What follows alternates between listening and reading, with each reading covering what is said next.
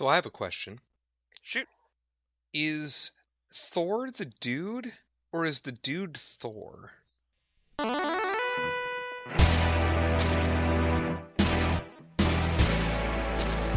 Hello, everyone, and welcome to the final episode of Superhero Ethics, where everything is on the line and every single property we've ever discussed is no, we're just going to talk about Endgame. Hi, I'm Jacob Leachich. I'm one of your hosts. Joining me, as always, is Matthew Westfox. Matthew? Hey, everybody. So, yeah, we're gonna talk about Avengers Endgame since I've finally seen it. Um, I have also seen Captain Marvel, so I did my catching up within the last couple of weeks going into this, and so literally saw this movie yesterday, and then we decided, hey, let's get together and talk about it as soon as we can. So it's very fresh in my mind, and there's some things to talk about. It was obviously not a. I think it's no surprise to anybody that it's not, the big weighty ethical considerations all over the place type of movie, because it is more of an action summer blockbuster type thing. But there's definitely some things to talk about, and some character decisions that are made, some personal decisions that are made, some writing directions and story directions that are, well, some people aren't particularly happy about, and other people are like, why are you choosing to focus on a character's hair for some reason? Like, there's there's a lot to discuss, and so without further ado, Matthew, what did you think of Endgame? What was your initial, like, broad-based impression about Endgame? Well, I just want to say I'm like you. I'm super excited to dive into this. I want you to know I'm incredibly proud. I saw the movie on opening night. It's now a couple weeks later. I don't think I have once said to you, Jacob, when are you going to see it? Jacob, when are you going to see it? Which I admit I have done with other properties. So I'm very glad you Other took your time. Was able properties, every property. I've gotten much better at it recently. Um, and I'm also many of you, especially if you follow me on if you follow the superhero ethics on Twitter, you saw these last couple. Well, it'll now be about a week later, but that we were tweeting up a whole storm. It was all me at WisCon, which this last weekend. I was there just this morning where there was a panel on this topic on Endgame. With some great people led by Jessica Plummer and Becky, who have been two of our frequent co-hosts, frequent guests on this show. They did a great panel and gave me a lot to think about, so I'm doubly excited to be talking about it today. And definitely follow us on Twitter for more of all the awesome stuff that happened at WisCon. There's gonna be a lot of cool upcoming panels based on stuff, upcoming episodes based on stuff that came out of that. I'm super excited. I'm gonna try and slow down a bit. Um, but now to get to your question, I I don't think I have ever had a more cathartic feeling about a movie than I did walking out of Endgame. Um, I think it was not. It's not that I think that it's the best movie of all time. I think there were some problems with it. I think it was overall a fantastic movie, and there's a lot to talk about. But overall, my feeling was over the last 10, after Infinity War, there was so much sort of what's going to happen. And there was it just felt like they paid off so many different plot lines and so many different character moments and so many different character beats that we've been waiting for or that we needed resolution to. I think that to me that the one word I always think of when I think of this movie is catharsis. It felt incredibly cathartic to get this ending to so many of the stories, and especially to the story of Tony Stark, which started the whole thing. Yeah, What about you? What was I your take mean, on it? obviously this movie was is the other end of the bookend, right? Right? It's you've got it kicked off with Iron Man, and then they've been building this arc over many movies, many different characters, many different stories, all culminating in this. And so for me, um, this was, it was expected, and I'm very thankful actually in some of the payoffs that they decided to give us. Um, but just because I expected a lot of what I saw doesn't mean I didn't appreciate it just as much as I would have if I hadn't, or if I. So for me, I guess it's important, and I'm bringing this up because I just had this conversation with other people recently about Supernatural, a show that I continue to watch. It is important for things to end, Hmm. and it is important that we get those endings when when everything is still moving, right?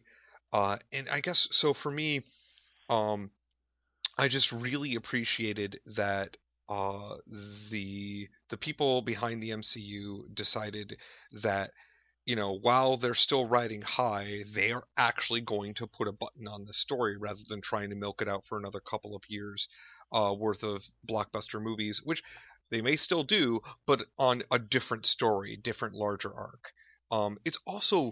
It was very rewarding in a way because I don't think I've ever seen a franchise do this before and successfully complete it, right, in the way that the Yeah. MCU has. And so showing that audiences, or proving that audiences are capable of engaging with this very long-term storytelling where you have individual stories that are all seemingly somewhat unrelated but that culminate into this big overarching tale, I feel is just, I'm glad that it happened, and much in the way that the Peter Jackson Lord of the Rings proved that filmgoers are more willing to stay in a theater for longer than originally thought.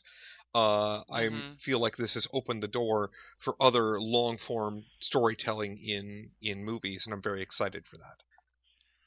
I think that's a really good point. One of the panelists at the thing I was at this morning, a woman named Ariel, who I'm gonna have all of the links to their accounts in the show notes for this. She made a point that really resonated with me, where she said she felt like a significant part of the movie was pandering to the fans in a way that was so needed and was so good, and that on some level, pandering can always feel bad, and it doesn't have to be. That there is something incredibly valuable to that kind of catharsis. Um, and it's funny to me, and not to start two other conversations, but I think one thing that made me particularly aware of how incredibly satisfied I was with the game, with the I just gave away I think what I'm about to say, how satisfied I was with the Marvel Endgame ending, was the fact that in very quick succession, either right before or right after it, two other major stories that I care about both had their kind of ending to a either major storyline or their entire storyline, namely Game of Thrones and the Magic the Gathering storyline.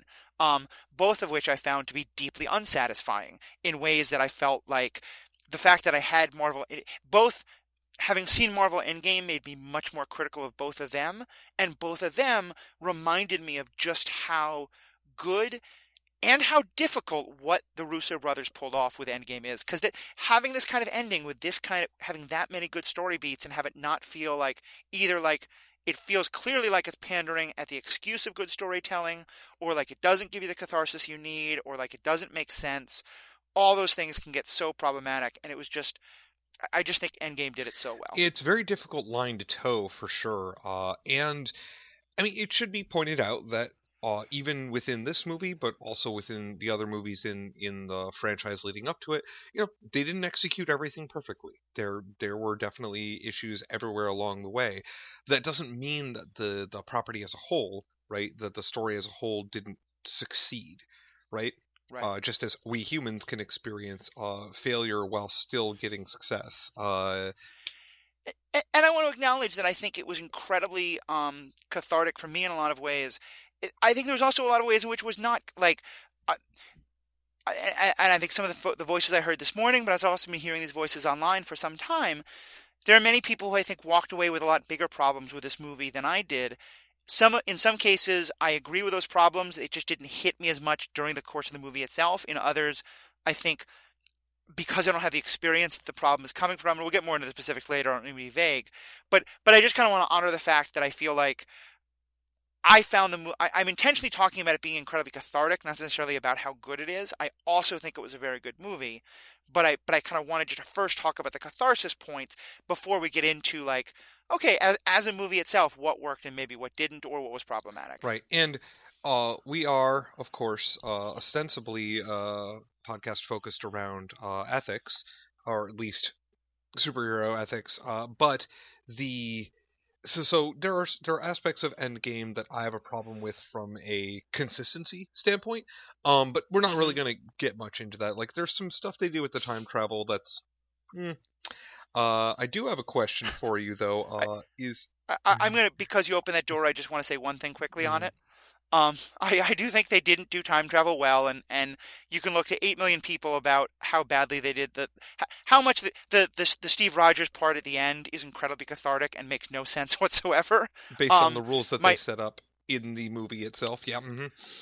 Right, and here's my only thing: 99 times out of 100, um, uh, if someone tells me they're going to make a time travel movie, I'm going to say, okay, I'm accepting that part of your movie is going to be stupid and make no sense, but tell me a good movie anyway, and I'll try not to think about how dumb time travel is.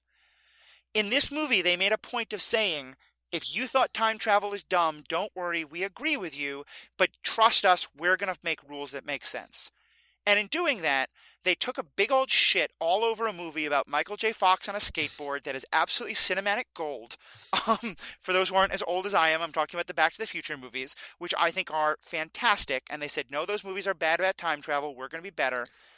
And to me, once they did that and then didn't do time travel well, I was so pissed at To them. be fair, Back to the Future also doesn't do time travel well.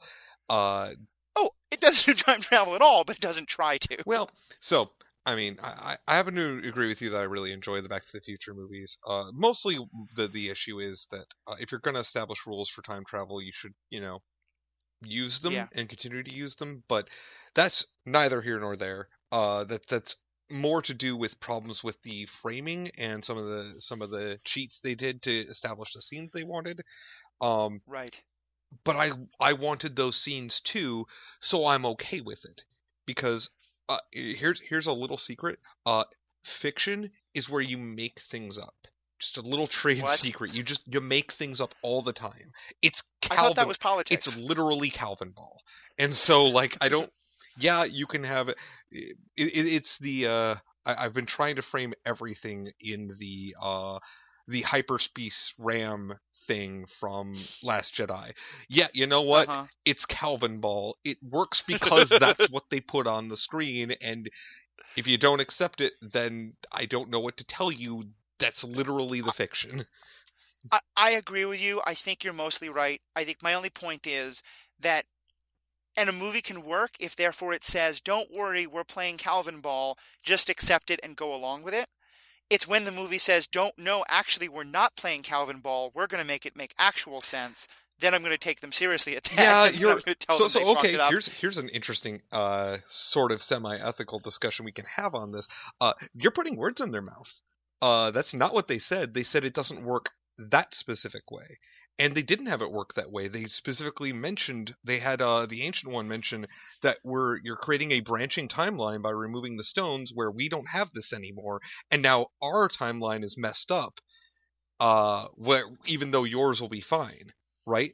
Right. So they posited a multiverse, which Back to the Future does not do. Uh, Oh, I'm not saying that it doesn't follow the.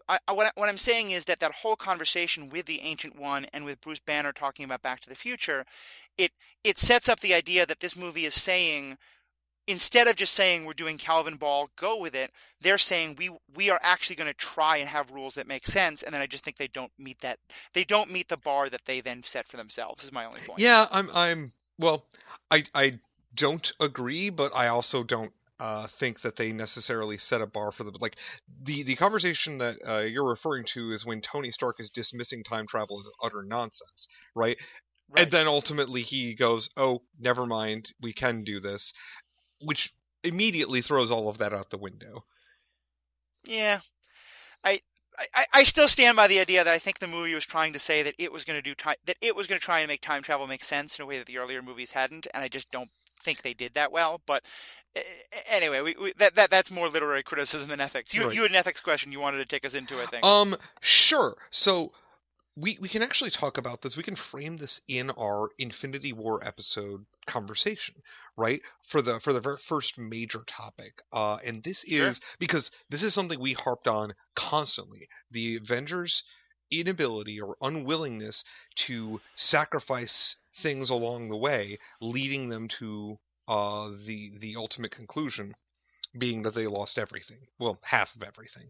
Um, and whether or not it was actually half of everything, let's but yeah, so we talked about it during the Infinity War podcast, and in this movie, there are multiple people making sacrifices along the way, on purpose, intentionally. They know what's going on. You've got Hulk going, I can probably withstand this, right? But not Right. knowing for sure. Um, so I was wondering, like, if you wanted to kick things off and talk about the different sacrifices that our heroes do end up making, and you know which of them, if any, we had problems with, and which of them, if any, we think were necessary. I think this is such a good topic, and just to frame it for those who either don't remember or are newer listeners and didn't hear our Infinity War issue, and I think you alluded to this, but I wanted to fill in the Hmm. details a little more. One of the major issues that both of us had with that is that so often one of the major themes of Infinity War is Cap saying again and again, we don't trade lives, and it's seeming like the movie is saying that they were wrong to do that.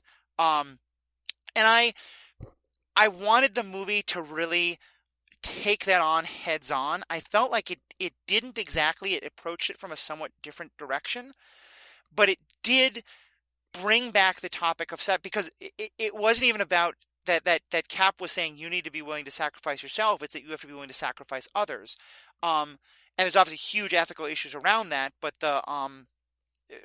again, go back to listen to our Infinity War episode where we talk about all the different sides of that. But to get to your question exactly, I feel like in this movie it was about making your own sacrifice, not a sacrifice of someone else.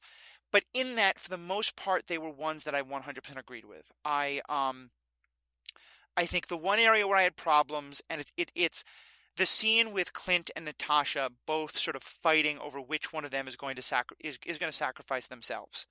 Um, on the one hand, that scene bothered me because I felt like throughout the entire MCU, Natasha has never been given as much respect and awesomeness as she deserves, and to have Clint be, I know given where both their characters are, why it was that Clint was the one who walked away and not Natasha. I wish it hadn't been that way. And I also, as moving as the Tony Stark funeral was, I wish that Natasha had gotten something more of a send off than two people being sad at a lake. Yep. Um, I but but 100% agree. Was going to make the same point. awesome. Um, But and here's the other thing I had though with that scene, and I want to get because some of the other sacrifices because I thought Tony's sacrifice, for example, was the most moving part of the movie. But here's the thing about the Soul Stone scene that bothered me a little bit, and maybe it's because there's no way to do this without it seeming horribly callous. But my understanding of the Soul Stone setup from Infinity War was it's not that you have to be physically present while someone else sacrifices themselves. It's that you have to, in order to be the person who walks away holding the soul stone, you have to be willing to sacrifice someone else.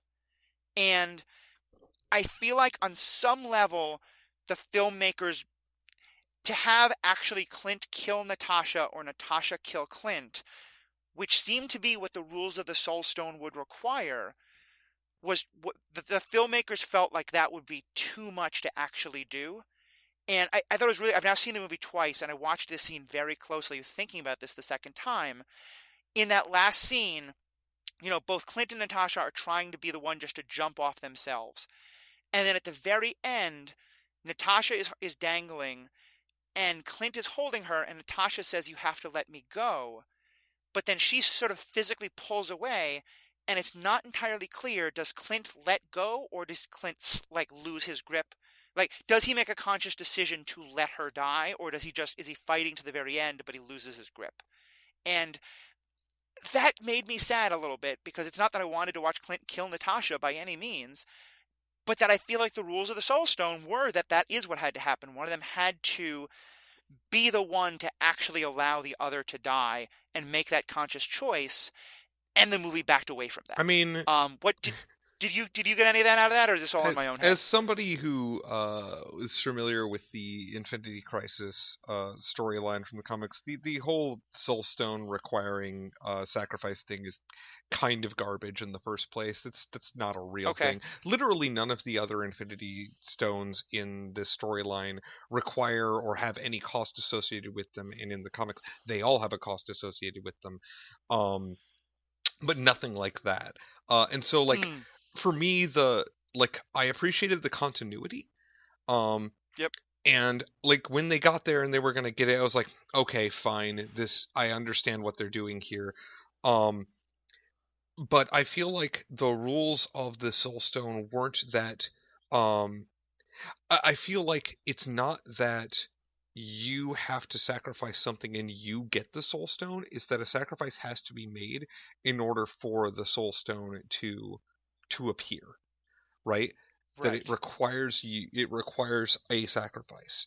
Um, and in the case of Natasha, um, I and I had this conversation with Larissa, who helped frame it in a way that I hadn't really considered.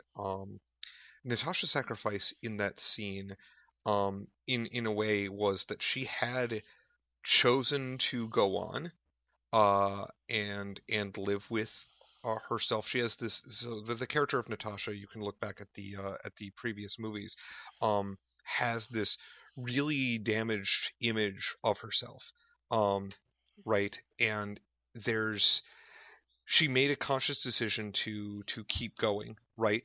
And here, like, she's been basically suicidal for a while, and so for Hmm. me, the major thing about this scene in retrospect, as I discussed with Larissa, is that the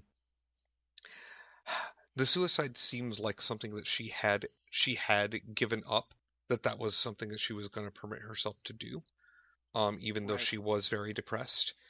And so, I guess surrendering back to it in a way was the sacrifice that she was making, and it just made the scene incredibly sad. And then for me, the way the media treated it afterward was to have like a very brief cathartic moment with it, but I felt like I was not okay with the amount of gravitas with which Tony's death was treated versus the what we did with Natasha. I guess if that makes sense. So like I was fine with us getting the stone as a result of that, but then we needed to feel it more. You scared me for a second there because I thought you were going to say you just weren't happy with the gravitas around Tony's funeral, and I was going to be like, that was the best scene in the movie. Get out. But I do understand what you mean in terms of like the degree of gravitas he got compared to anyone else. I thought you're right was wildly out of balance. Um, And part of and that is and because and he's not the just flagship character, right? And so, right. but it's that whole idea about some people's lives matter more than others that we don't subscribe to, but that this media sometimes, and we are rightly critical of it, does, where they make some people seem to matter more than others. And to that note, I think worth noting one of the only strong female characters in the entire series, in the entire MCU, to be done that way. As well as I just want to throw in a point of the thing you said about the way she, the suicidal, the way she sort of approaches herself. I've always had some problems with that as well because there was, I hate Age of Ultron for a lot of reasons. One of which is the whole like her feeling so monstrous because she can't have a baby is such a horrifically sexist plot line from that movie. Um, Putting that part aside, though, I think you're right. If you can forget about that being part of the why, I would not necessarily categorize her as suicidal because I think one of the things that this movie did that I loved was hold the idea that as broken as everybody was after the snap, she was kind of the one who was holding them all together. And like her as the director of whatever the sort of post Shield thing was that they were all part of was fantastic. And I think it wasn't that she was suicidal, it's that I think she was it's almost that the Tale of Two Cities, a far better thing I do now kind of idea that she was if given the chance to continue trying to live humbly for a cause versus to die nobly for a cause, to flip the adage on its head, she was happy to take that, to make that sacrifice herself rather than uh, feeling like someone else would have to do it instead. Right. Um, one note I will have on Age of Ultron, it's obviously a very common criticism one sees levied. Like I think that was part of the point, is that that's not a healthy idea to have. And that's part of the reason. Like her self-image is obviously one that we don't agree with, right? Because Right. we don't think she's a monster, right? So like, Uh, I I think we can get into a whole other discussion that I haven't I'll admit I haven't seen the movie in many years. Um, I think that's being a little bit too generous to the filmmakers. It did feel to me like, if nothing else, it's such a tired old trope. And when you're going to have so many people in the audience who are having their own issues about trying to get pregnant themselves, as large amounts of the population always do, like, it just felt like such an unfortunate trope to go back to have a woman feeling monstrous because of that, whether or not the filmmakers agree with her or not. I mean, yeah, that is a very long conversation, and it has to do with relativism in media, but we can table that for another time. Um, Fair. because we this is something. Hey fans, guess what? Matthew and I don't always agree. This is something we don't Yeah, agree on. Uh, sounds good. so moving on though. So that was so many characters in Age of Ultron, in Endgame, made sacrifices to get us to the point where we could rebuy, get our do over. But one of the more Hmm. interesting sacrifices that I think possibly might have gotten missed is having to keep that 5 year period where people were gone, right? Right. It's something that they have to concede that in order to make this work at all, and that in and of itself is a sacrifice, because the big win, right, is to erase everything that had happened, to make it all go away, turn it all back, turn back the clock, and they can't do it because if they did that, they would have to throw a bunch of other things under the bus, right? Up to and including Hmm. lives from parallel universes that they will literally never interact with, but it doesn't matter. And so I thought that was a particularly like very subtle but particularly heroic sacrifice that our heroes just all like unanimously decide to make. Nobody fights against it. Uh, Well, and in some cases, I think it's important to note part of why that is that for someone like Tony, for example, it's not a sacrifice; it's that he would actively fight against it because he has, as much as he has lost so much, he's also gained so much in those 5 years, right. and it raised that really interesting question of how do you put what Tony has gained in the 5 years against what other people have lost in that Well, and time? he puts that into context himself in a very good exchange between him and Steve Rogers, people who have not always seen eye to eye on things. When he comes back, he's like, I want to be very clear about what I'm willing to give up and what I'm willing to strive for. And he makes it very clear that he doesn't want to lose what he's got, what he's gained in the time, right? And that's And not something he's I was willing to thinking of you sacrifice. in that specific scene especially because I remember when we did our episodes on Agents of Shield and the season of Agents of Shield that took place a lot in the framework. This was a topic that, and tell me if I'm wrong, but my memory is that you, like me, but especially you, had very strong feelings about because there was this whole plot line involving Mac and how in the framework, which is for those who haven't seen Agents of Shield, it's an alternate reality construct in which Mac gets to have his daughter is still alive, Hmm. and his daughter has had an active life, his hope. Um, and if I again, tell me if I'm wrong here, but my memory is that we were both kind of upset at the fact that it didn't take seriously the idea that he would have to lose what he had gained in that sort of alternate reality. Granted, it's an artificial reality, but that shouldn't have to matter as much. Am I right there that that was something I you mean, had some issues we with? And if so, I'm curious how you saw this we one. definitely talked about it. Because the show did deal with that some, but I have a lot of problems with that particular season of Agents of Shield. So uh, I guess for me that maybe was like ninth on my list of issues. Here we have a very clear like. I felt like it was very humanizing of Tony specifically to have him go, look, I have I have a daughter now, and we're not doing anything to undo that, because I will tear down everything if we have to do that. I feel like from a entirely utilitarian argument, right, that his stance is not particularly moral or ethical, because he's not willing to sacrifice one for you know a very very very very large number of lives that were lost. But at the Right. same time, it is very human and very relatable, right? Well, and I really like his, and I think, I mean, I know that you're not a big utilitarian, No, no, I'm not.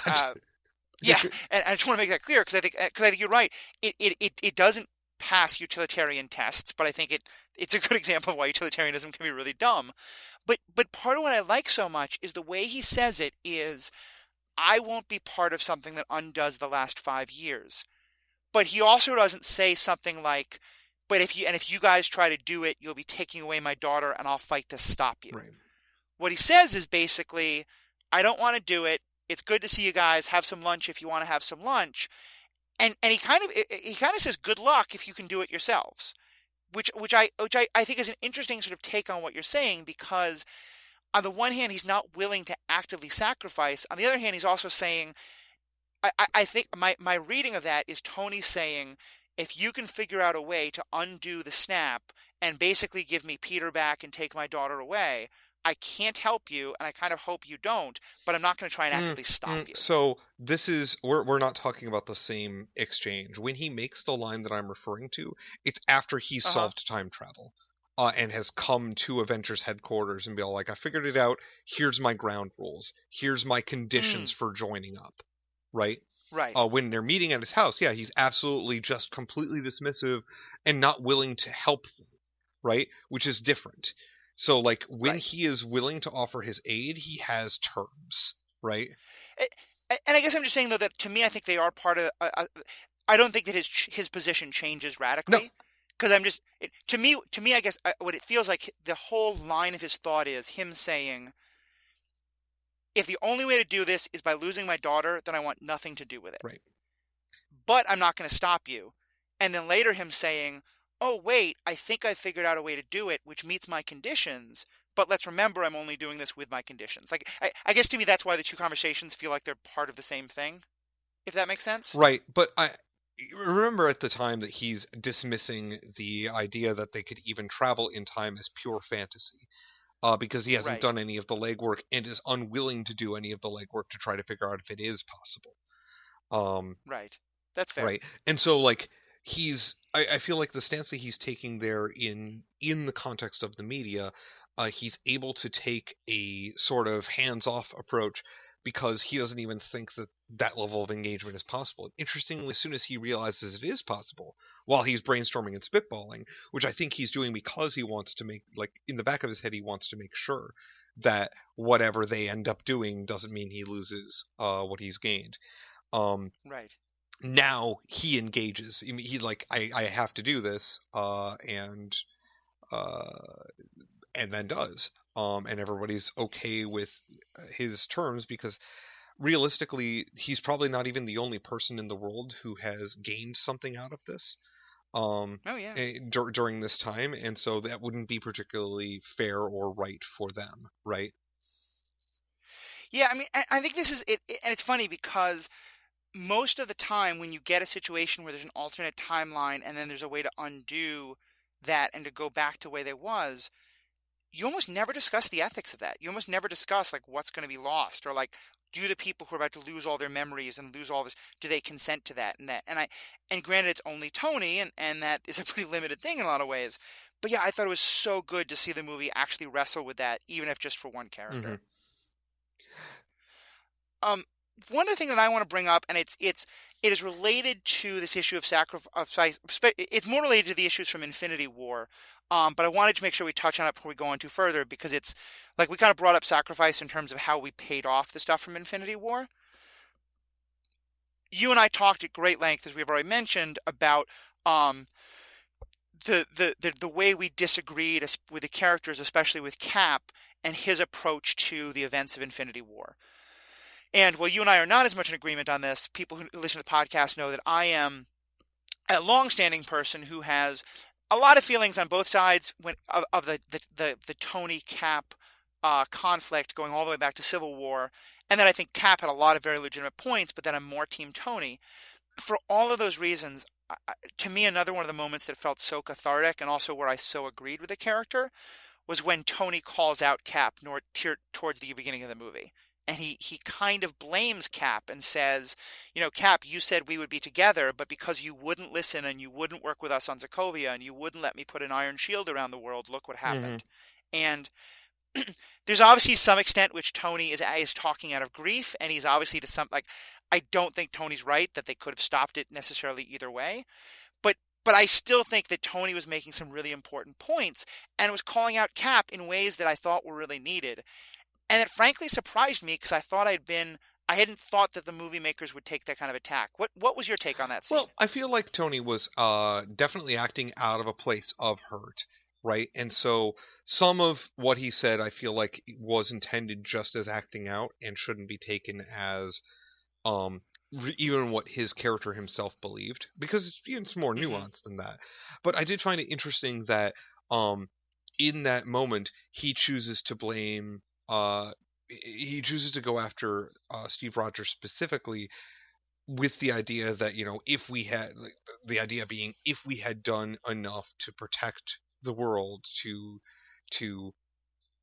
uh, that this would have been stopped somehow, right? Right. Which I don't like. I think in the back of Tony's head, Tony knows that's not true, and that's they still would have shook down about the same way, because they were dealing with almost, but not quite, a force of nature.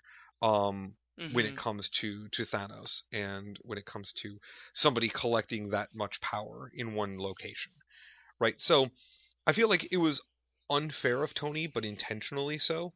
And Mm. it sort of seeded an idea in Roger's head, right? About, maybe you should re examine your priorities for the next time we have to make these kinds of decisions. Um, That's fair. and, I oh, go on. oh, go ahead. Well, I was gonna say I think it's a little bit more fair, both because I do think Tony and Steve, had they been working together, and also had they been willing, had Steve not been so stubborn about like, no government, we can do it all ourselves, I think they would have been at least more ready for Thanos. But the line that really sticks out to me is when Tony says, Cap had said, if we lose together, and Tony's kind of throwing it in his face and saying we didn't even do that. mhm, And I agree with you on some level. I think you're right. Tony, on some level, agrees that we probably wouldn't have lost either way. But he's also saying like, but we would have at least done it together, and that would have meant a lot more. mhm. Yeah, and I mean, I don't know. Like, it's very easy to sort of armchair quarterback that sort of thing. But Hmm. it's another thing entirely to actually uh advocate that somehow you're able to repaint the past and go, "Oh, this is exactly what would have happened had we done this."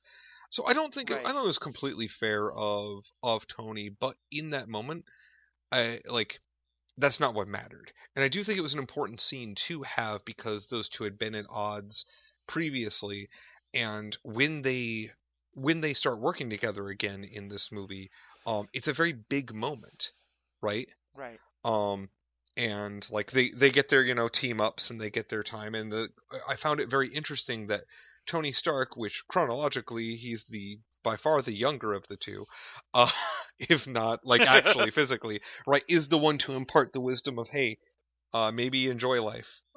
Maybe find a Yeah. way to carve yourself a slice of happiness rather than just being about your responsibility all the time. Which Steve then takes to heart. That was very heartening to me that they had that sort of Eh, reconciliation. Very much so. And I will say, to Steve's defense there, I feel like part of what makes that scene so powerful is that Steve doesn't either say, Tony, you're completely right, I'm so sorry, nor does Steve defend himself and argue Yep. back. I feel like Steve is willing to say, Tony is having this moment of extreme trauma right now, and extreme feelings about what happened. I'm going to just sort of sit and bear witness to it and be present and hold this space for my friend. And as you said, take a lot of it in. And I thought that was such a beautiful moment of there being some, to me, I think that moment is so important for the catharsis. And it's important that Tony be the one to kind of be able to be the aggressor in that Right. moment. Because you're right. And it's maybe you can walk away thinking Tony was more right or that Tony was more wrong, but that either way, that Steve is kind of willing to sort of just be like, okay, Tony, that's your truth. You need to express that, and you need to know that I hear that, and then we can move on without. I guess to me, it's something that frustrates me about movies a lot. Is it often feels like if two characters fight, the catharsis they have to have is that eventually one of them has to say, you were right and I was wrong and I'm sorry, and that's the complete reality. And the fact is, most of the time, that's not Hmm. true. I'm sure most of us can think about like fights we've had with people we love where there never really was a you were right, I was wrong. There was just a moment at which we both kind of realized we've both held each other's truths and we understand that and we can move past it. And it's funny, you don't normally think of the Marvel movies as like, the model of healing a relationship after a real fight. But I thought that was a really powerful moment of the two of them being able to have that catharsis without ever exactly either one saying clearly, like, this is the definitive answer. You were right. I was Right. wrong.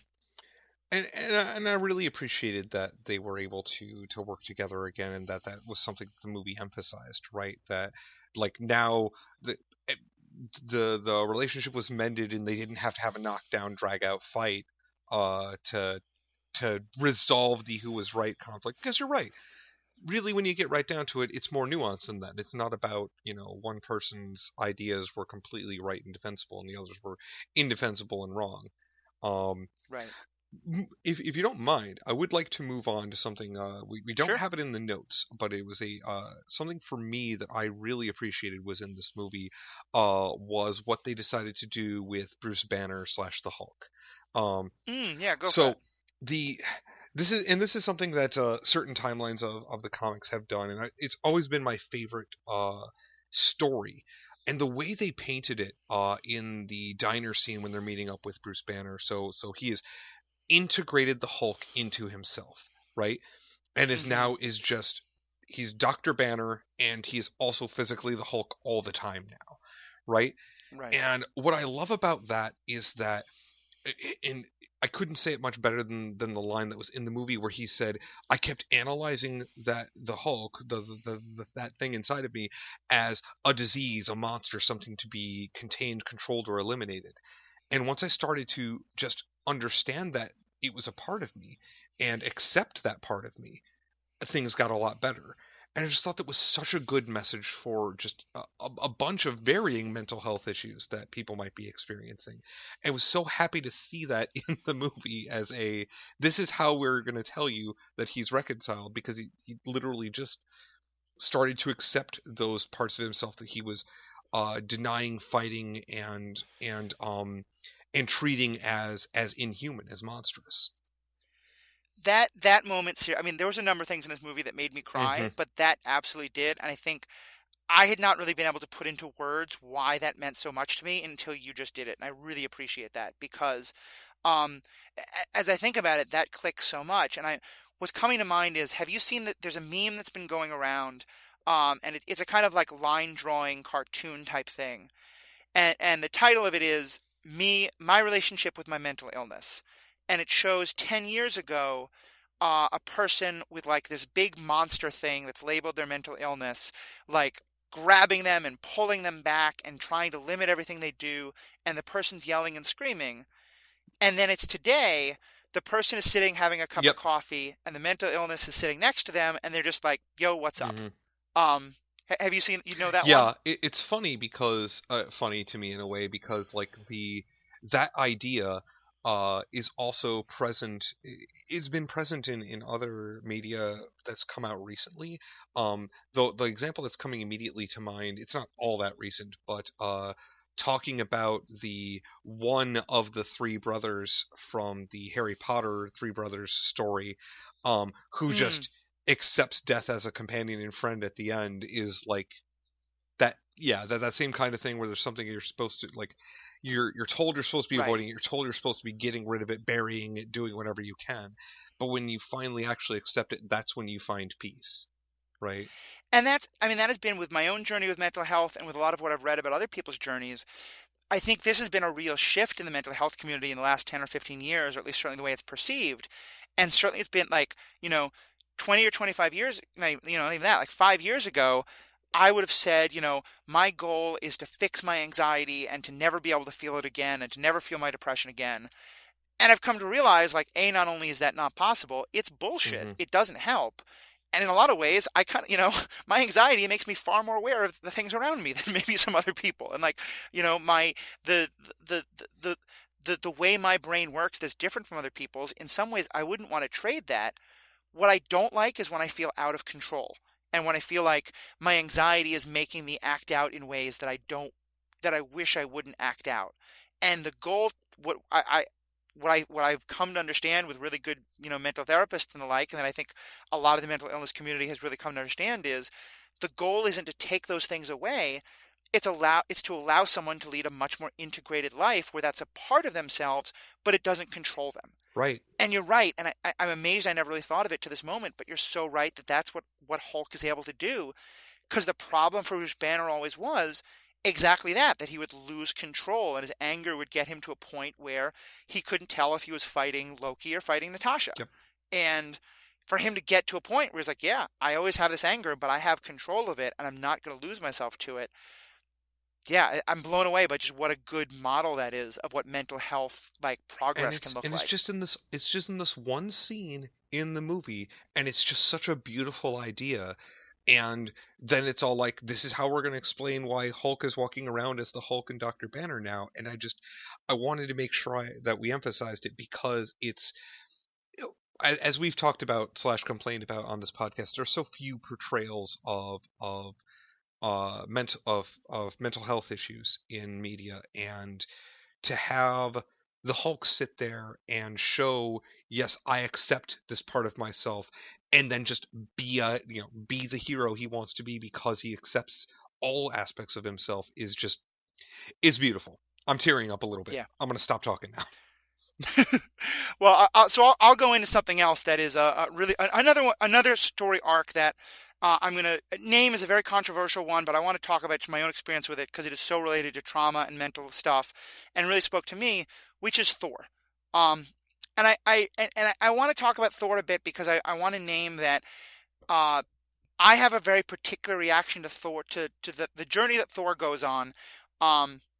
Really, I felt incredibly seen by, and I felt like I very related to this character. And I want to talk about Thor because in terms of the circles that I travel in, and certainly the people I was talking to this weekend, the Thor storyline is probably one of the most controversial and one of the ones that a lot of people have a lot of concerns about, and I think for very legitimate reasons. Let's be honest, there's a lot of it is just straight up fat humor and fat jokes, which I think are, and not everyone will agree with me, I get that, but as I understand it, it's one of the worst kinds of punching down humor. Punching down is the idea of where you're having your characters kind of make fun of people who are below them instead of making fun of the rich is one thing, making fun of the poor is punching down. And we live in such an incredibly fat phobic society that where body image stuff is so problematic and so prevalent. I don't like fat humor. I think it's really offensive and something I would like to not see more of. And there's a number of people I know who watch the Thor storyline, and what they saw is a man going through incredible trauma who, among other things, gains weight as part of that and therefore becomes the butt of jokes because of it, and we're really angry about that. And I don't want to invalidate any of that critique in any way. I think all that critique is incredibly valid and makes some good points. But I watched the Thor storyline and I felt like I was watching myself on screen, which sounds incredibly arrogant. I have no power over lightning or hammers. I don't mean that. But what I mean is, I've never had a Thor body by any means. I've always been a heavier person. But when I went through really bad trauma that resulted in the situation that I have, that is not exactly PTSD, but is very similar to it, one of the things that happened at first was I gained a lot of weight. And one of the things that and this is before Jacob, you and I met, so you never saw this in me, I was incredibly conscious of the fact that my friends could notice this. And I made a point to make jokes about it in front of my friends in a way that invited them to do the same thing. That wasn't a healthy thing by any means. It was an incredibly toxic way to deal with it. I mean, it's just toxic masculinity 101. But it also is exactly what I did. It was what I felt like I needed to do in that moment. And I felt like on some level, the humor that was being levied against Thor was that happening, was Thor the character inviting the other characters to laugh about his body weight as his way of dealing with it. I think the writers then tried to walk a line of both honoring that truth while also throwing in a lot of fat jokes for the audience, and that's it felt like they were trying to have it both ways in a way that was unfortunate and didn't work because it did wind up just being a lot of fat phobic humor. But I did feel like I just kind of wanted to offer that other perspective of there. I don't think that there's some perspectives I've seen that seem to say that there's nothing of value in Thor's storyline, that it was just ignoring his growth to just have a bunch of fat jokes. And I do think, and maybe I'm wrong, maybe the writers completely got this accidentally, but I've talked to enough other men who've gone through body changes after trauma who have had similar reactions to I did, that I think on some level there's at least some truth that they were stumbling towards, even if they didn't do it in the best way, and in a way and that doesn't excuse the way they did it, because I think a lot of it is still pretty awful.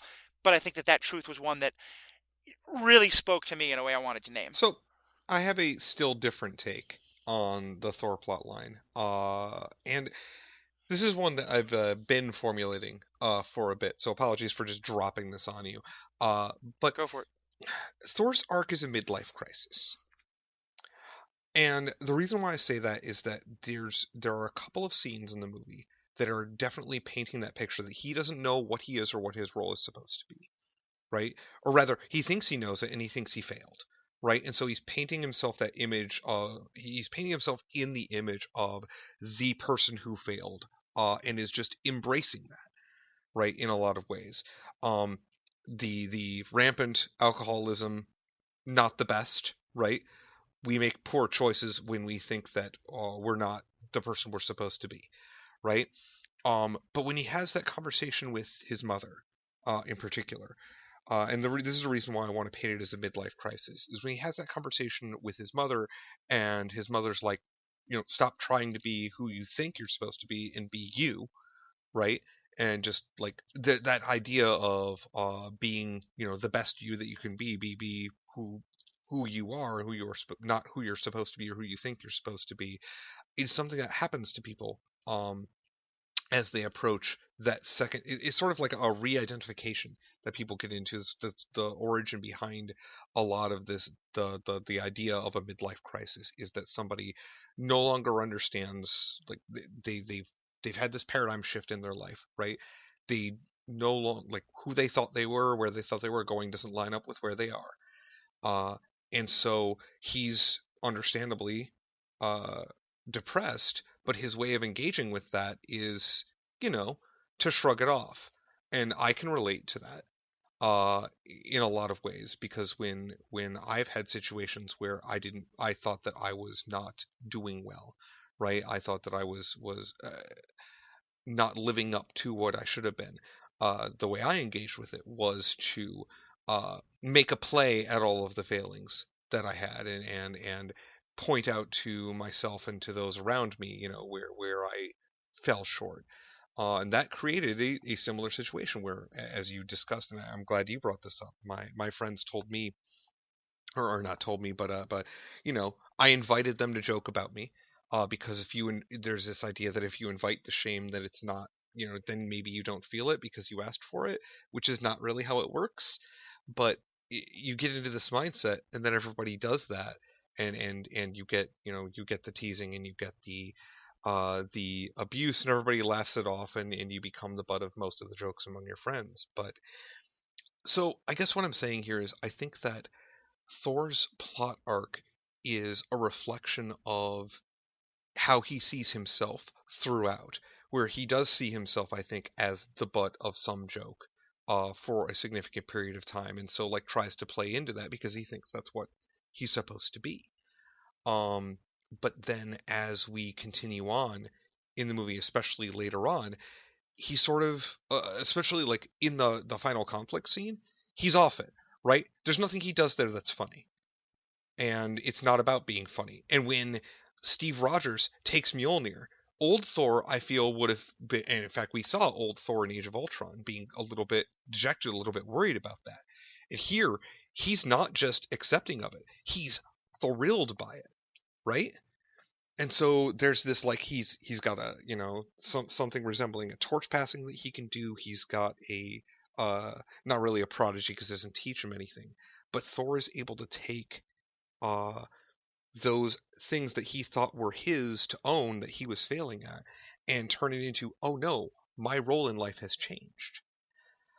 I don't think they necessarily painted that story as well as they could, and I agree with you that there were issues with how they chose to toe the line between showing us that character struggles and showing us, um, you know, stuff for the audience to get quote cheap laughs out of. But I do think that there's some merit in and some realism in what he went through. If we assume, of course, that as guardians and humans have, similar mental things, which we haven't seen any evidence to the contrary. That's my thoughts on it. I think there's some really good points you're making there, and some things I hadn't thought of in that way. One or two things I'm going to push back on a little bit, but I'm mostly with you. Um, I do want to start by saying one thing as way of context. I think it's important to lift up, which is that both you and I think, are in agreement that the fat phobic humor is not what we wanted to be seeing, but we're both seeing some positives in his storyline. Right.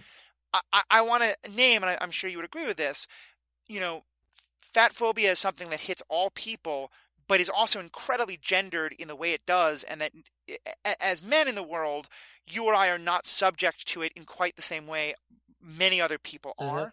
And at least for myself, I kind of want to name that, that when I'm saying there was fat phobia, but there was also some good. I also recognize that I'm not the person, even though I'm a very heavy set person, I'm not the person who is most hurt by fat phobia, and that I'm conscious of that, that I don't mean to dismiss that in any way, even though I'm lifting up some things that come out of it. Um, Right. Absolutely. I'm not. So here's the thing. In order for our media to give us real quote unquote stories, right? Um, we sort of do have to present the world as it is, and the world as it is has these problems in it, right? I don't want it to, but I do think like it adds I'm not trying to excuse it. I'm just saying that it's authentic and still a problem. I would love to be in a yeah, situation where we look at it and go, why? What's funny about this? Right? Why are we laughing at this? Our culture's unfortunately not there yet. I think that's true. I think I'd go a little further, but I think actually we're mostly in agreement here. I would say, like, I think there's a way to tell a story about characters laughing at a fat person without inviting the audience to laugh Yes, at the fat person as absolutely, well. absolutely. Yeah, And yeah, would you agree that the Russos, I think, tried to do that, just but they they didn't do a no good no job of they that. they failed to toe that line appropriately. Yeah, I Yeah. think that and like audiences probably uh some enjoyed it, but I don't like. I think it causes more problems than it helps. Agreed. Um, to your point though about the midlife crisis, I I think I see what he was doing as a little bit more extreme of a reaction than a midlife crisis, I see where you can come from with that, and certainly I agree with you about um him wrestling with this sense of his purpose in the world, especially because, and that's a segue to one of my other favorite parts about the movie, is it allows us to talk about the first fight scene where he literally gets to kill Thanos. Um, because to me, I think the way you phrased it was helpful, and I hadn't been able to phrase it this way before. He's a person who has always sort of believed that if there is a problem, like, you are put in this world to control the hammer and to control the thunder, and if there's a problem, hit it with the hammer enough, and the problem will go away. Hmm. And what happened, and that's a meta point that is both true for Thor, but it's also kind of true for the superhero world in general. Like, superheroes basically seem to believe if there's a problem, hit it with your fists or your weapon enough and the problem will go away. And I thought one of the most brilliant parts of this movie, and I thought of it as a meta narrative, but you're right, it's very specific to Thor, is that in the first third of the movie, they get to do exactly that. They get to go and find Thanos and literally kill him, and it doesn't matter. And to me, that's a big part of what Thor is wrestling with, is it's not even that he did fail in stopping Thanos, but he succeeded in killing Thanos, and that didn't matter in the slightest. And so you're right. I really like this idea of that. With part of what Thor's wrestling with is that he doesn't know what he's supposed to be doing anymore, because on some level he did exactly what he's supposed to be doing, and it didn't It didn't matter. help. Exactly, Yeah, exactly. He did the job that he thought was his job, and it fixed nothing. He didn't even make him feel better, right? yeah, All well, I mean, and part of it is that he was emphasizing the what he saw as his failure that Thanos had rubbed in his face to say, like, well, you should have gone for the head immediately, Yeah. right? And like he does that after the fact, and then like seems to me to be hyper focused on, if only I had done that back then, we wouldn't be in this situation. Again, like, Right. very easy to say that after the fact, but who knows what really would have happened. Um, but it's that thing, and I think you put it very well, where he has this idea about what he's supposed to do, and that he does that, and then the hero's work is done, and that you get the heroic ending. And then the last thing he does before we see him again after he's been wallowing in depression, at least I think it's very clear that he's been depressed. Oh, very much The so. last thing we saw him do was the you know what was the thing that was supposed to be his big hero moment, and it's not. It doesn't really Yeah. accomplish anything. And to me, it highlights part of why this was actually an issue that came up a lot in the panel I was at this morning. Um, you and I have talked a lot on this show, and Paul and I talked a lot about it because it's such an, I think, an important issue. If you're talking about the ethics of superheroes, you have to talk about the ethics of violence. And to me, these movies glorify violence. That's what they do. Mhm. And I don't think that's always a bad thing. I think a good fight scene can be a lot of fun. And I'm not a pacifist the way I thought I was 10 years ago. I definitely think there are some, I'm on team punch a Nazi. I'm on team, sometimes things have to be fought for using physical means. But I feel like we have to be incredibly careful when we think about why we want to do that. And I love that this movie, I think, made a really good point about that by showing, they kill Thanos out of vengeance and it does nothing. And then in the second half, and the entire point of that fight is vengeance because they realize they can't get anything out of him. The second major fight, the last climactic major fight scene of the movie, it's not about vengeance at all. It's a big game of keep away on some level. Yep. It is, their violence is 100% to protect and then to stop. And that to me seems such a fundamentally different use of violence. And so having that violence be successful when the other violence wasn't, um, especially because at the end of the day, they don't physically beat Thanos in any way. They just they get the gems away from him, but they never really physically beat him down. Um, Carol shows up and clearly could, and to some extent does, but the fact that the fight doesn't revolve around physically knocking him unconscious or killing him, it revolves around changing what he can do, just seems such a significant moment. Hmm. And I mean, it's still violence, but it is at least violence toward an end that is uh, that is not vengeful. That is not trying to correct for wrongs, but rather to stop a wrong from happening, right? Right. Um, and if just to quickly go back, I did find it interesting when, because at one point Thanos gets to see a recording of his own demise at the hands of Thor. Um, and I found it very interesting in that scene. Is sort of I liked it because it was a very consistent thing for Thanos' character, where Gamora and Nebula at the time are both, struck, struck. Horror struck's the wrong word, but they're not okay with seeing Thanos beheaded, and Thanos is just like, okay, my work was done, that's fine. Yeah. And I personally felt like, again, Thanos. Say what you will about him, very consistent character. Not much ego with Thanos, other than the conceit that his ideas are, of course, the right and correct ones. Yeah. I think it builds a very good villain. Yeah, I agree, and I continue to think he didn't have as much a role in this movie as he did in the first one, and I think I was very okay with it. But I thought that his character, he continued to get a good characterization. Hmm. Um, as someone I was talking with this morning also pointed out, they didn't quite go into this, but I thought the movie subtly showed this in ways I really liked. In that final ending scene, so many of the characters have a very personal anger against Thanos. Wanda, Scarlet Witch, is so angry about what he did to Vision. Hmm. And, Tony is so angry about what he did to Peter. And all of these people have such very personal griefs with Thanos, but not with this Thanos. Hmm. because they're fighting a Thanos from a different timeline who has no idea why all these people are so mad at Right, him. he hasn't done well. Like, He thinks it's because of the big thing that he's planning to do, and he's like not right. completely wrong about that. But yeah, he's not done any of those things. Like it didn't happen. Like it would have been, I think it would have been too much comedic for like the theme they were going for. But there was one moment when Wanda is like, I'm going to get you. I forget her words, but she says something very powerful that's basically about like, I'm going to come after you for what you did to Vision. And I kind of wanted Thanos to go, and who are you again? What? Like, What did I do? Like, yeah. can I pay for it? Is he okay? That would have been very funny, but not wouldn't have really fit the scene. Uh, Not the energy we're going for. so Um, Go ahead. so we are just a little process check here. We are about closing in on an hour into this. Um, were there other broad topics you wanted to make sure we got to discuss on Avengers Endgame?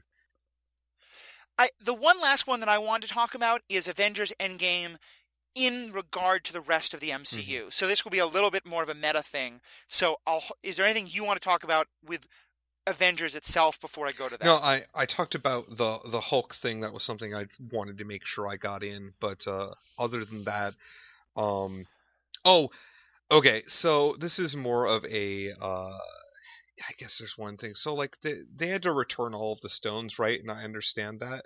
Um, this is another thing about the rules of the Soul Stone that don't make sense to me though, because like if the thing is you're supposed to give the sacrifice to get the stone, why is it when you bring the stone back you don't get it back?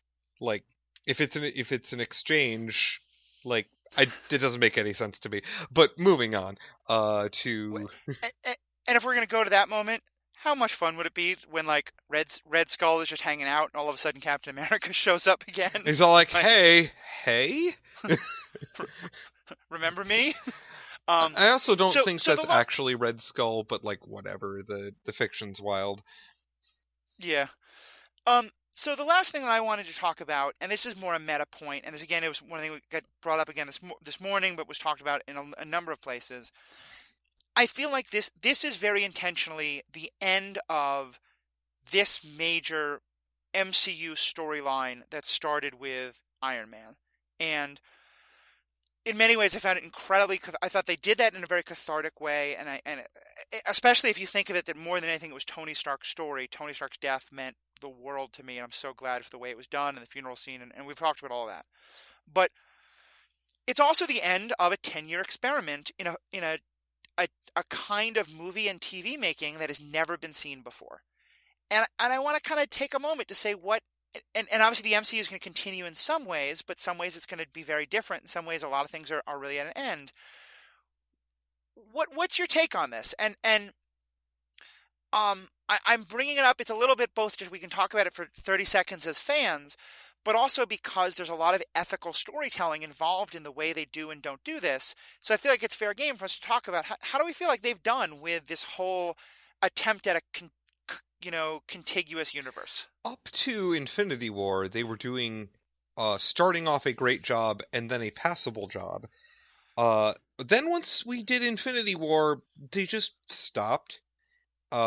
In terms of properties outside of the movies, right? Yeah, And that seems like the direction going forward, which I think I think I understand why they're doing this.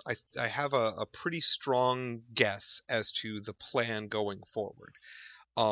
Which is basically to try to do this again, only this time they have control over all of the properties. Um, right. as in terms of like the idea behind They it, being yeah, yeah, Marvel, aka Disney, Disney. yes. Yeah. The idea behind it, I loved. I super bought into. I am a little disappointed. No, I'm a lot disappointed at the execution. Right? I feel like it fell flat later on because they had to drop things out of the continuity as they went along. And I feel like we would have we talked about this when we talked about like Luke Cage season 2 and the different properties, different Netflix Marvels that should have had some impact from the events of Infinity War. They just decided not to deal with it, right? Yeah. And like I feel like it was a very big miss, and I think it was most likely practical reasons why they chose not to do it. But I feel like the if you're gonna have the events of a movie like Infinity War matter, have any kind of moral or tangible weight, they needed to carry over into the other aspects of the franchise. And I do think that that was a huge miss, and they're probably going to correct for it by doing this whole thing again, but not this one, right? With a different broad-based plot arc. But I do think like Yeah. this particular arc obviously is completely closed shut, right?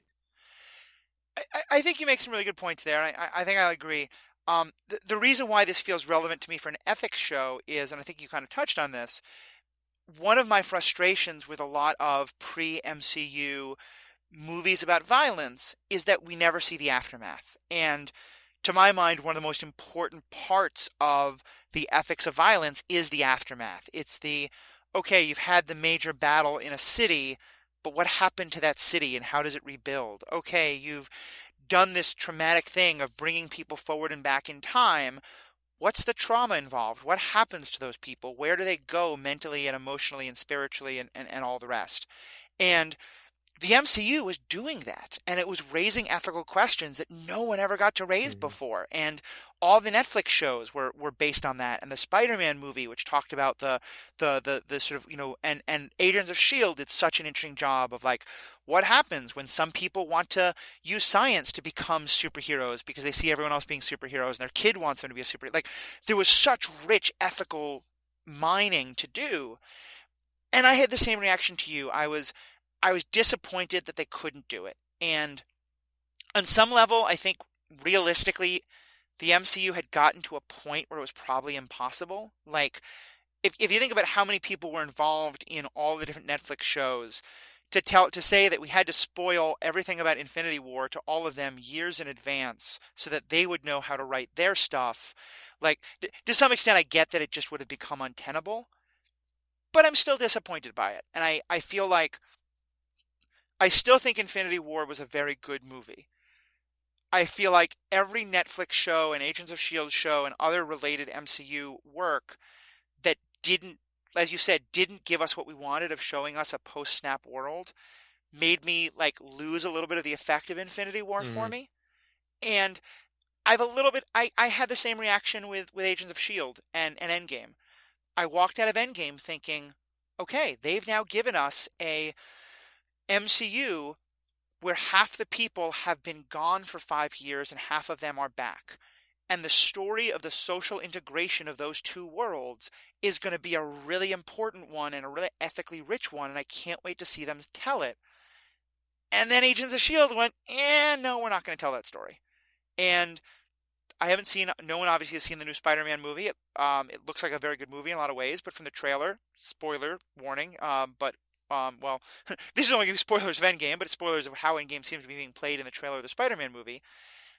Uh, Iron Man is dead in that movie, but it doesn't seem like there's any sense of the world being so fundamentally changed by half the world being gone for 5 years and now suddenly back. And maybe I'm wrong on that, but that's going to also make me feel like it takes a little bit away from the power of Endgame. I still think Infinity War was a good movie. I still think Endgame was a good movie, but and maybe there just isn't any way to have fulfilled that promise of continuity, but it's the promise of continuity they made. And I think you're right. I think they're going to try again, and I look forward to seeing them try again. And I think if you asked me 10 years ago, if you told me exactly what they were going to do with the continuity and said, would this be enough? I would say absolutely. That's more of a contiguous universe than we've ever had before, and it's fantastic. But it does leave me a little wanting, especially because it's the ethical questions we're going to miss out on. Right. I do think like I'm anxious to see Far From Home because, among other things, a bunch of those people that are in Peter Parker's class now should be not people he's familiar with at all, because he skipped Yeah. 5 years and nobody else did, or some of those other people didn't, right?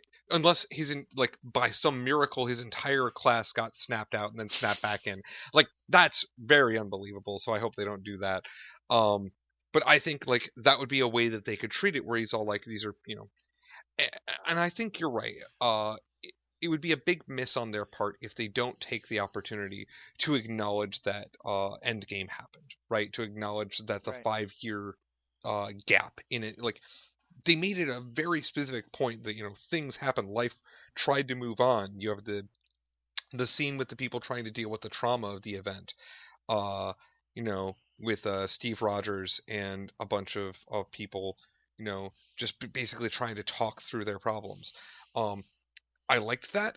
The only way that continues to have weight is if we continue to acknowledge and build on the story going forward. So I'm hopeful, Yeah. because I'm an eternal optimist, that we'll get this. I will note, as a point of humor, that we got a Spider-Man Far From Home trailer. When we were there to watch Endgame, and some very comedic individual in the theater thought it was a good idea to shout, "Hey, spoilers!" Oh no! So did you know that Tony was dead before you saw Endgame? Uh-huh. I mean, I knew that was going to happen, but like, yeah. Like, Oh, that's so that's bad. that's How in the world could they do that? like, you know, here again, none of that was like Spider-Man being back wasn't a surprise, right? Right. Tony Stark dying was not a surprise. I was surprised that he and Black Widow were the only original roster Avengers members to bite it in the movie. I'm Yeah. particularly surprised that Thor has joined the Guardians of the Galaxy. I thought that Chris Hemsworth was going to be done. I am very excited about Thor as part of the Guardians of the Galaxy, but Let's be clear. Thor is part of the Asgardians of the Galaxy. no, no, no, no. Um, He is an Asgardian of the Galaxy. I will say I am gonna have very mixed feet because the one character who I feel like we did not have any time to talk about how much he fucked up, and so for the rest of this movie, I'm still just pissed at him and just don't really want to see him on screen again, is Peter Quill. Um, I'm just very done with that character, and frankly, I think Guardians of the Galaxy 3 will be a fun movie. I would be much happier if it was a movie just about Thor and Rocket and Groot. Um, at this point, I think that'd be a much more interesting movie. But that's neither here nor I there. don't quite have the same level of feelings about. I understand what Peter Quill did. It's dumb. He should own his mistakes. And if they actually pay continuity, he might. But if they pay any coin toward acknowledging the events of Infinity War and Endgame and Guardians 3, I think Yeah, we're going to see some of that out of him because, well, among other things, his Gamora is gone still, right? yeah. Um, And, and I will say that's one of the things I'm going to be. If we get a movie where him and Gamora have to settle into a new kind of mhm. relationship, I'm here Oh for no, it. that It, 100% was what has to happen. it well, here's the thing, because that movie could also be 50 First Dates. Eh. Like, if that movie is just him trying to remind Gamora that she's in love with him, and it turning into a rom-com for the two of them, we But riot. Like, that's but not the but movie I she's want to see. not, because it's not the same person. It's very clear that they're not the same person. Nebula 2 or Nebula 1 shot Nebula 2. Like they're not Right. anyway. Um that's a whole other ethical conversation, by the way, and Yeah. something for a later date about the treatment of people from alternate realities as the same person is Yeah. No, that's a good thing. I mean, it was funny when you started the movie thinking like there wasn't that much ethically in this movie to go into. I was kind of like, wait, really? I felt like it was a great movie and it was very much a summer blockbuster. But I thought I feel like there's so much that you and I have talked about. We could also go 5 more hours on this movie I and have mean, so much more to we talk about could. still. Part of that is we're fanboying out if we want to be like honest with ourselves, right? Um, Hmm. like I knew most of this was going to be tackled. There wasn't a lot of surprises in this movie. The biggest one actually was that they decided that we needed to kill Natasha off, which was very sad. Um, Yeah. or rather, kill Natasha off, but not other initial Avengers members, right? So, Yeah. I also, to get out ahead of this because we didn't talk about Carol Danvers much. I love everything that Captain Marvel is in. I love that whole Yep. thing. She is incredibly powerful, and I don't care. Uh, she's great. I love Captain Marvel. For anyone who's wondering, Jacob has seen Captain Marvel. We're recording about Endgame, not Captain Marvel, because I think both of us feel like we have a lot to say about Captain Marvel, but doing a podcast, there's just two men talking about Captain Marvel sounds like a really bad idea. And that's one where I definitely want to have some guests on to hear some other perspectives, because I feel like her story is one that I can resonate with and understand, but I feel like, especially with all the discussion that's happened with her and all this, the idiotic fanboy reaction to her, there's a voice of who her story speaks to that Jacob or I can is not the person who can be the best representative of. And so we're absolutely going to do an episode on Captain Marvel at some point. We're trying to do some scheduling, some potential guests to get on for that, because I think there's a lot of other great voices that should also be heard on anything, but especially on Captain Marvel. But you're right. I love Captain Marvel as a character. I loved her movie, and I thought they found a really good way to use her, because there is an extent to which the movie could have ended within 10 minutes. It was just Captain Marvel goes and fixes everything, because at this point it seems she has that power level, and they found a way to justify her not being there. On some level it was sad, because she's such a good character. I would have loved to see a lot more of her. But it also, I thought they did a very good balance of using her in exactly the right ways. Right, and I really liked the whole, well, because she has such immense capability that she has to tackle bigger problems, and that means that she can't be involved in this one specifically for a majority of her time, right? That Right. makes a lot of sense to me. Also, like, it's not that she's like, I I really hate this particular criticism, because like anybody who's read the comics knows that, like, even if you've got uh yes, Captain Marvel, Carol Danvers, is immensely powerful compared to some of the other characters we have seen. She is by no means omnipotent, and painting her as such just because she gets to be more powerful than all of the heroes we've seen to date is ludicrous. Uh, Right. yes, she could stand against Thanos for a couple of seconds when he had the Infinity Gauntlet on. That is exceptional. Note that she was not able to defeat him, right, in that Right. particular situation. So, like, there are limits. She can't undo reality. That's not her power set. Anyway, sorry. Yeah, no, I think that's a really good point. And I think it reminds me a lot of the Mary Sue conversations that happened around Rey and around Star Wars, where one of the things that happens is, if a woman character is presented as having immense power related to anyone else, part of what a lot of the toxic parts of fandom will do is over exaggerate that to the point of absurdity to try and critique the character. And I think that's an important point of, you know, Captain Marvel is a creation of the Infinity Stones themselves. So, of course, she has a level of power beyond any of the rest of our heroes, and a level of power that is directly related to the Infinity Stones. And so her ability to stand against Thanos when he has the Infinity Stones makes sense, because her power has the same source. But he literally has the stones. She has an essence of one of the stones in her. And so, yeah, I think that it does a real disservice to her to I think we should both talk about her being as immensely powerful as she is, and that she could do to Thanos what no one else could. And by the way, also important that probably the only other person who has anywhere near that much power against her was Scarlet Witch, hmm another character who has not really been given as much service by the movies as she could be.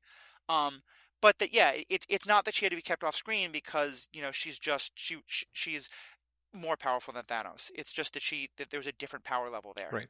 And it doesn't like this it's sort of a little bit the Superman dilemma, right? And that is a fair criticism to levy, but like we levy it against Superman all of the time. And it's harder to write stories about characters like that, because you have to give them challenges that cannot be solved by their power set. And there's a lot of problems that Carol Danvers can solve with her power set. So, Yeah. uh And it's part of why, and not to get into the Carol Danvers review that we're not going to do yet, but it is part of why I loved the Captain Marvel movie so much, because the central conflict wasn't, can she find enough power to overcome these things? It's, can she overcome all the people who are telling her to limit her right. power? Which I thought was such a nice But flip that on that that kind of is stuff. definitely a conversation for when we talk about Captain Marvel. I feels like to me we are uh again, we could talk for a lot longer about some of the things that happened in We're hitting the Endgame, 90-minute mark. but Yep. yeah, we definitely should wrap this up. So I don't have anything more I would like to contribute. I think I'm ready to close out. unless. Yeah, I am as well. I think you've had a lot to say. I've had a lot to say. To you guys, the listeners, what do you have to say? As always, it's funny to me. I've just come from a full weekend of you get to give a long talk and then you get to have 20 minutes of conversation and question and answers from the audience. And I'm a little like, well, where are my questions? And of course, you all are not going to hear this for a couple weeks, hopefully a week or so. But yeah, to anyone who's listening to it now, let us know, what do you think? What's your take on the Thor storyline? What's your take on time travel and how it was handled, or Tony and his resolution, or Natasha and how she was treated, or an issue we haven't talked about at all, like Clint turning into Ronin is an issue that a lot of people loved and a lot of people had real trouble with, for a number of reasons. Like what's your take on all this? You can find us on Twitter at Superhero Ethics, or on Facebook at the same name. You can also email us at superheroethics@gmail.com. And you can also find each of us individually. Jacob, what's the best way for them to find you? Well, best way to find me is probably on Twitter at this point. If you just want to send a comment, I'm on Twitter at botsrpeople2. The R is the letter R. And you can also just find me on Facebook, although I will not just auto-accept any friend request. But if I see you engaging with some of the posts on the various superhero ethics platforms we have on Facebook, yeah, I'll probably accept because I'll recognize your name then. That's basically my criteria for that. I won't give away my email because that has too much stuff going to it already. Sorry. Awesome. But yeah, happy to engage. I've had a couple of I don't have his email either, so don't worry about it. That's patently untrue. But yeah, we've had some conversations on Facebook specifically, and a couple of Twitter engagements that I've had that have made me, I guess, not completely regret getting on that platform, although I still mostly regret it. That's understandable. And I will say, for anyone who has followed along Twitter during the WisCon weekend, over Memorial Day weekend, I, Matthew, am on Caped Ethicist. Also, it's Superhero Ethicist. And that is my own personal account. I was, however, using the general Superhero Ethics account to live tweet the entire weekend. And so for anyone who was surprised at the number of texts we got on all sorts of topics, everything from the ethics of She-Ra and of trauma in movies to a panel on superpowers for banging and the best superpowers for use in different sex positions. I either give you my thanks or my apologies, depending on your interest in all of those different topics. We'll just say again that the WisCon is a fantastic 3 days of feminist sci-fi and geekness, with so much of the things that this podcast cares about, and I'm really looking forward to bringing a lot of those conversations to you guys. But that I will now go back to keeping most of my own tweets to that Caped Ethicist account, and Superhero Ethics will go back to mostly just being notifications about new episodes that have come out or things specific to the podcast. A couple other quick things to note. For those of you who want to support the podcast, we do have a Patreon. It's just Superhero Ethics at patreon.com. It's a great way to help support what Jacob and I are doing, help allow us to kind of upgrade in terms of microphones and sound equipment and stuff like that, and help make it possible for us to keep bringing these podcasts to you, help cover some of the costs of the website and stuff like that and the hosting. And there's a lot of great free stuff you can get from being a supporter. You can get, and a great thank you to our Patreons. You can also get a lot of free merchandise at our store. Not free merchandise, forgive me, it does cost something, but there's a lot of great t-shirts and mouse pads and things like that. The link to that will be in the show notes. Lastly, I wanted to say that I've also started a new podcast project with Matthew Carroll, who is of the MCU cast, the Marvel Cinematic Universe podcast, which is one of the ones that helped inspire this podcast. It's a fantastic podcast about everything MCU. I would definitely check it out if you don't already. But he and I are going to be doing a podcast on the TV show Orville. It's going to be called the Orville Universe Cast. We've recorded the first episode. By the time this goes live, we may have that up yet, or it may still be another week or so, depending on how our recording schedule works out. But Orville Universe Cast will be coming soon, and it's going to be a little bit more of a fanboy podcast than this one is, but we will definitely be talking about the ethics of that show quite a bit. And Jacob, I know we're going to hopefully help get you on as a guest from time to time, and some other great people as guests, because it is a very rich show with so much to talk about. So check that out. There's going to be a lot of great stuff in the show notes for this episode today. Check them all out. But beyond that, thank you guys, all of you, for listening. Thank you, as always, to Jack Heese, the person who did the music for our intro and outro. Thank you, Jake, for being a part of this. Thank you to all the great people who I met at WisCon who helped inspire a lot of this discussion and gave me some great ideas to keep talking about. Thank you guys all. Have a great day.